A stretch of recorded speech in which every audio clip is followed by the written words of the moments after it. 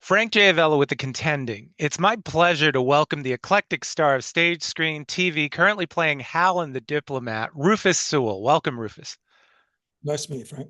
Likewise. So, congrats on the immense popularity of this show. I love it. I think it's fantastic.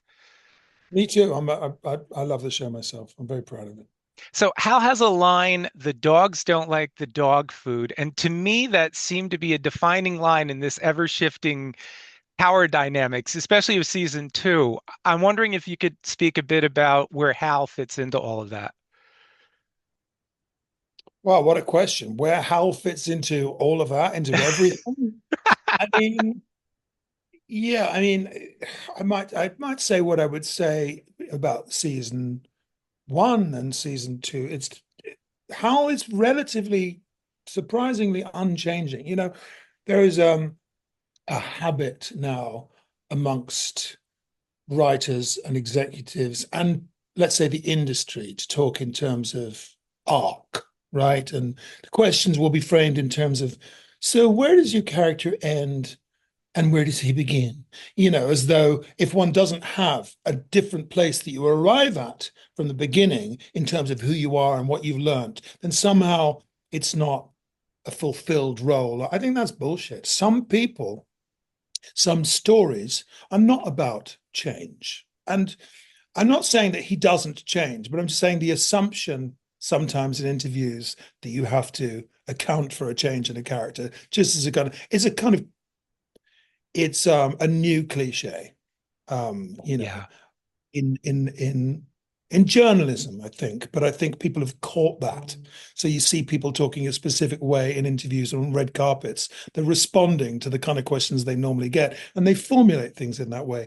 I think Hal is pretty steady. And by steady, I mean like that. Hmm. But it's like, you know, um, in he gets blown up. And um you might think, has that changed him in some way? He's been blown up before. He has been in these situations countless times. And that's what, Kate says. It's like, oh, don't worry about Hal. They've tried to kill him here, they tried to kill him there. He's been through these situations. He's been through feeling like he's losing Kate, getting her back before. They've been on the verge of breaking up a divorce for a long time. And is often the case in life, I think, that if you survive particular things more than once, you start to think of them as just being part of the pattern of life. Mm. Just like if someone is really, really ill for a long time, if they're at death's door for a really long time, it's a real shock when they die, right? So I think he, this is the normality of his life would seem very erratic. So he is at the beginning of season two. Yes, he's you know traumatized to a degree by he's by the death of one of the people, one of their charges, one of their kids, as they describe them. But it's not the first time this has happened. And one of Kate's gripes about him is that he can shake these things off in terms of the bigger picture with an ease that she finds disturbing. And one of the parts of the story of season two is she starts to realize that she's a little more like that in this position than she thought she was. Something she used to attribute to him in terms of his makeup is actually part of the job, as he's always very frustratingly said. Now, I think Hal's ambition, which people Mm. see as this naked thing that is about himself, is just as much for her. And what I love about Hal, or what I love about playing Hal, and I believe is very, very true, is that all of his backroom dealing and machinations and Machiavellian schemes, etc., in themselves do not mean that he is out for himself. He's out for himself, he's out for them as a team, he's out for her, and he's out for what he believes is the power of good, actually. And I believe that he is one of the people, one of these useful people who uses all the tricks of the bad guys to do good stuff. Well, and you can be all those things. Yeah. Yeah, The opposite absolutely. at the same time, and I just think we've just finished season 3, by the way, which goes in extraordinary directions. But I've answered a lot of people, or I've been asked questions, or not even asked questions, but people have made statements about Hal being out for himself, and I always find that very interesting, the way people react to him. But I think, that the whole premise of the story is based on the fact that he has manipulated and tricked his wife into a position that he believes she is capable of, that she does not. Mm, He has schemed to get her to be in a superior position to him. If the play had been, if the door opening had been a door opening for him, then he would have played for that and she would have backed him. But he is trying to sing backup yeah. for her. It turns out that he's not the natural shape to play backup. He'll step on the singer's toes accidentally, trying to, you know, um, and I think it's a continuation of that. Maybe there's a reverse sexism involved in the way people see that. Do you know what I mean? Like he has to be Machiavellian, he has to be out for himself because that's what we've been led to believe.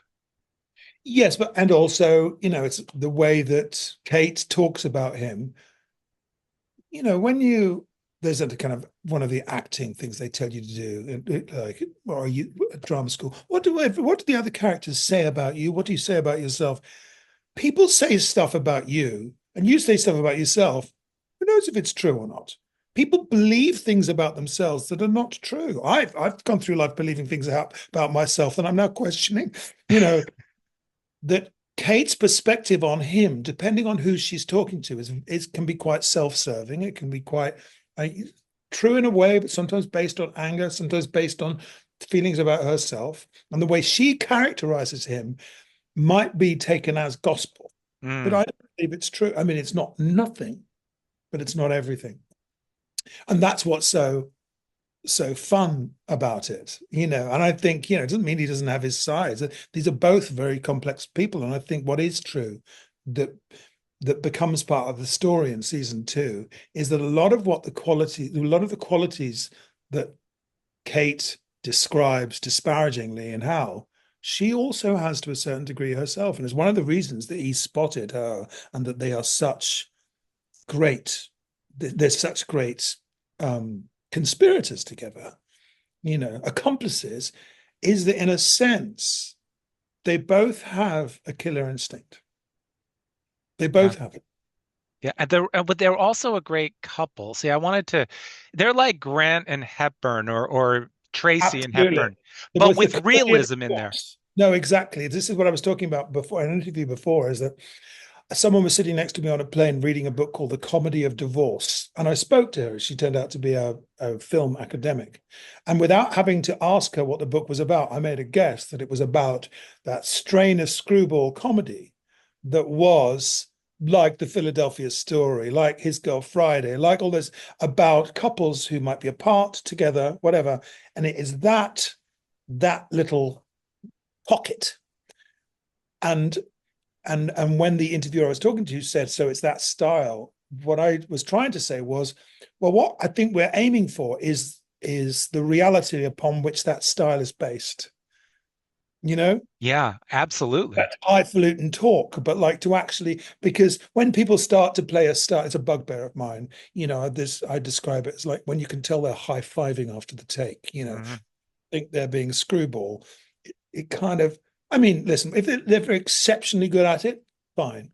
But I don't like things when it becomes like a kind of Instagram filter house style pasted over everything, where everyone kind of speaks the same way and has a da, da, da, da, da, da. Um, but it does have that, and there is so much wit between them. And I don't just mean the writing, but obviously the writing, but like the writing at its best, and I think it's really fantastic writing, is Deborah Kahn has written the kind of people who think and talk that way. It's not a style pasted over. Of course it is. Like, you got to write it, but it reads to me and it feels when we're playing it, just like you're playing very smart people. And when I listen to like my favorite political podcasts, et cetera, there is, and also just the people that I meet that are the smartest people that impress me are naturally, if they're not making a joke, they certainly know what the joke would be.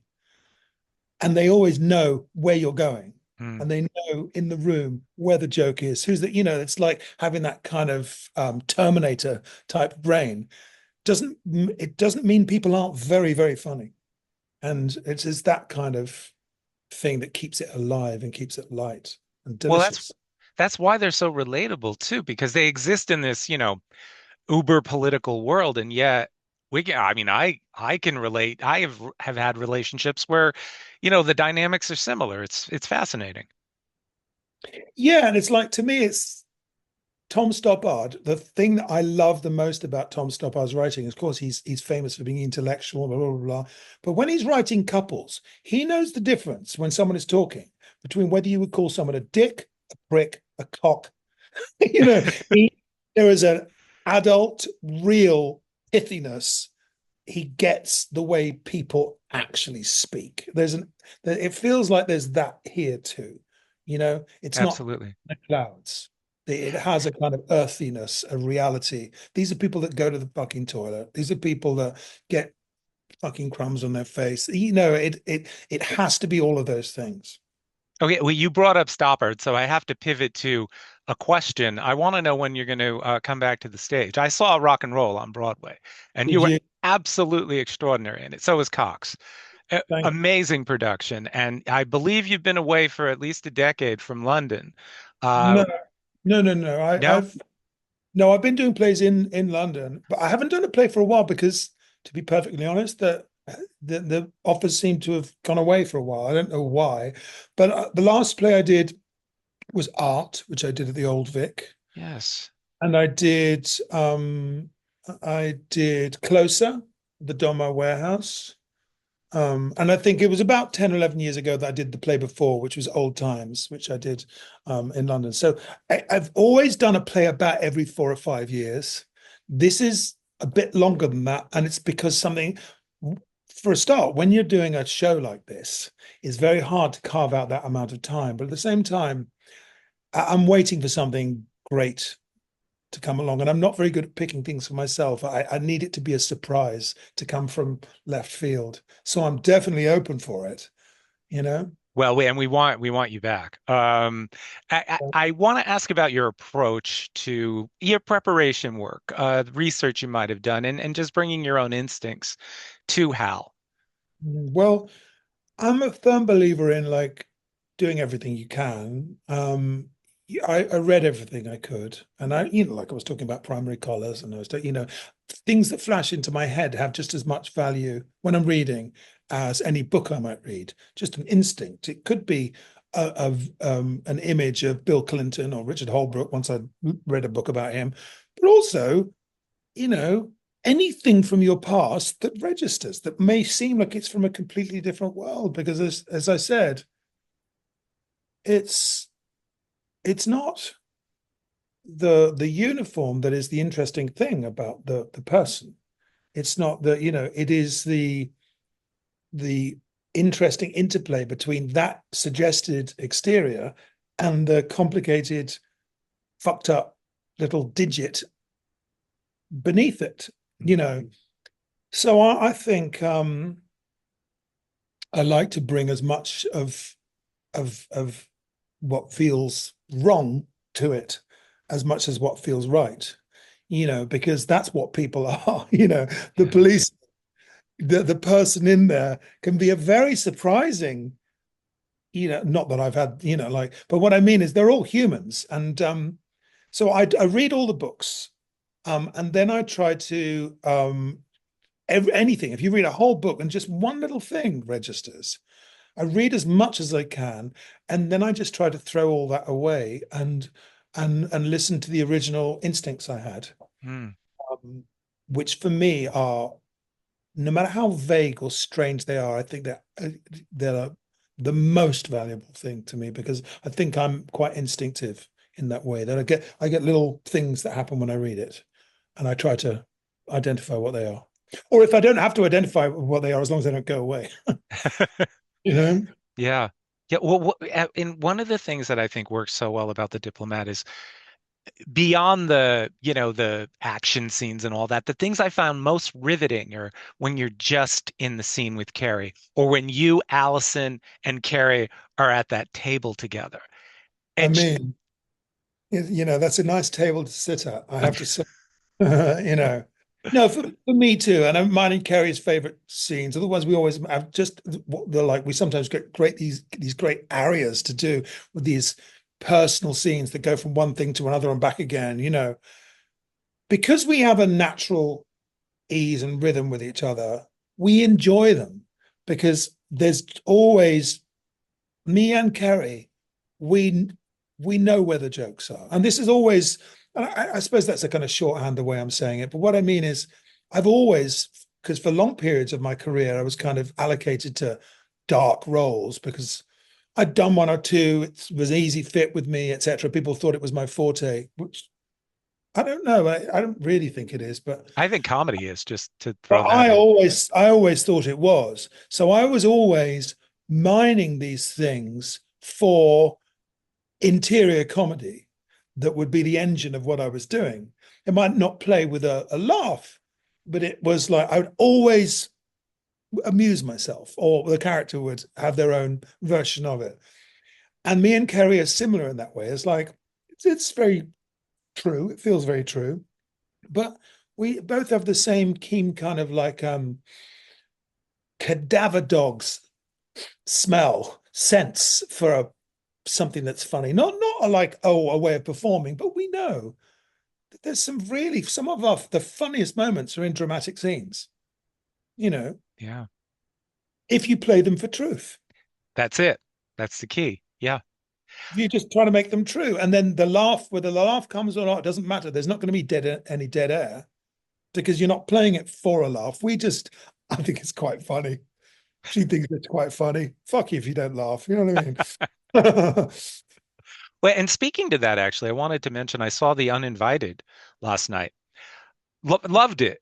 I really loved it, and I wanted to ask you about the experience of making it, and with Nadia, because I think it's a fascinating film. Fascinating and like a film from another time in that I'm not that it's not very timely, but I just mean that films like that don't get made so much now. And it felt like something from the 70s or something. Like for me, I just finished doing season one of The Diplomat and then managed to work it out. Because the thing about that character is he there's only bits and bobs of him. He's quite important as a figure. He doesn't hold the thing together, but there's this one kind of crazy scene in the middle, and then bits of bobs. That I was straight off the plane practically and did a day and a half. And I've known Walton for a long time. Nadia, I met through it. She's amazing. I love her. And it was filmed in a beautiful little 1920s house very close to where I live. So my wife would drop me off down the road for the evening. And, I just did a couple of days hanging around with these wonderful actors, eating together. And it was she'd written this incredible script, but there was a great feeling of freedom, of invention doing it. It was a lovely, collegiate, easy atmosphere with this incredible cast, Yeah, you know. yeah. All of So you. it was a lovely experience. Yeah, yeah. It reminded me of a Robert Altman film, actually. Exactly. That's what I mean. It has that kind of vibe. And, clever Nadia getting all of these actors. I don't include myself. I'm like just eking at the moment. Like, God, what a time to have Walton and Pedro and you know. Well, and you, I will include you in that. Yeah, I not. I mean, listen, what's happening with them is so deserved and so extraordinary at this particular time. It's wonderful, wonderful to see. I want to end with asking you about Schlesinger and working on Cold Comfort Farm. We're going back 3 decades, but it's the first time I remembered. I was in school and I remember seeing that film in the theater. And who is this guy? I had seen Carrington, which made an impression on me at the New York Film Festival, but then Cold Comfort Farm was just like, oh my God. Well, there was a period of 2 or 3 years when I first started out when I was playing like quite extreme and diverse characters, and then I played one bad guy, and that kind of I wouldn't say it screwed me. It was a very sometimes the things that are most problematic or challenging turn out to be the best things that happen to you long term. It's in terms of what it forces you to evaluate and learn, and. But there was that period, and Cold Comfort Farm. Oh yeah, no, I was struggling to get out of a kind of romantic, brooding period drama thing at the time because I'd done Middlemarch, and people thought that's what I was like.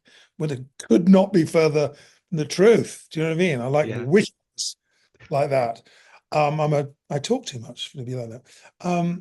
So when I did Cold Comfort Farm, I hoped it was a dispelling the idea of me as this just to kind of take the piss out of it and really, and of course that didn't happen, but it was tremendous fun and again an incredible cast.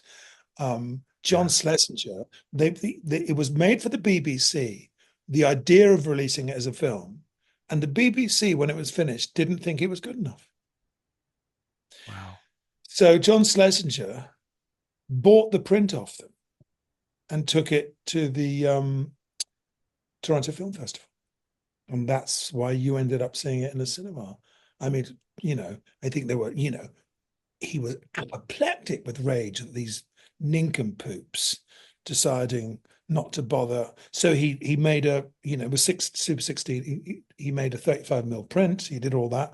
He did it himself. But to be in that company with Freddie Jones and Miriam Margolyes and Stephen Fry and Eileen Atkins, I mean, it is incredible, incredible.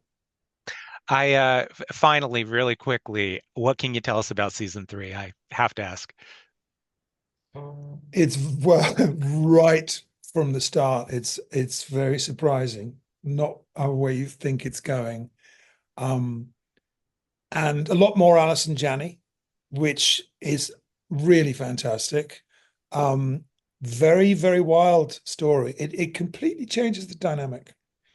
And I'm very glad of that because my only fear with things in general, if I've only done a couple of long running series, is not being killed off, it's being kept alive beyond the agency of a character, you know. And I was thinking or like anticipatory anxiety about this being kept in stasis, because I think there was a danger for Hal to become like the comedy uncle of the situation. Oh, what's Hal up to now? He's learning to scuba dive. That kind of there's obviously not with Deb's writing, but in my kind of I always have these phantom horror ideas of what could go wrong. It's just the way I am. And what I would not like to have happened is for it to become a kind of rinse and repeat of how up to his tricks, because then you get it, it's to be expected, it turns into a different type of. It's normally the time when you get a kind of different showrunner, a new set of writers, and they try to do what they think it is. Yeah. You could normally tell when something becomes like a kind of poor impersonation of itself. It's a smell I get, and I think, okay, is there a new showrunner? Um, the opposite has happened, which is wonderful because these are some canny people, and Deb is, uh, you know, by far the best showrunner I've ever worked with. I've worked with some very good ones, but I've never worked with one who consistently stayed on the show. I've had bad luck with showrunners before, and to have one with such incredible mastery and such a wonderful way with us, we feel incredibly looked after. And if ever unlike other shows I've done, if I come across a line that I think doesn't make any sense, it's because I'm too stupid to understand it, and Deb will explain. So it's nice, reassuringly, to be, dimmer than the people I'm working with. Well, Rufus, thank you so much for taking the time out. It was an absolute pleasure. I can't wait for season three. Oh, thank you. I hope you enjoy it. Thank you. Bye. Bye-bye.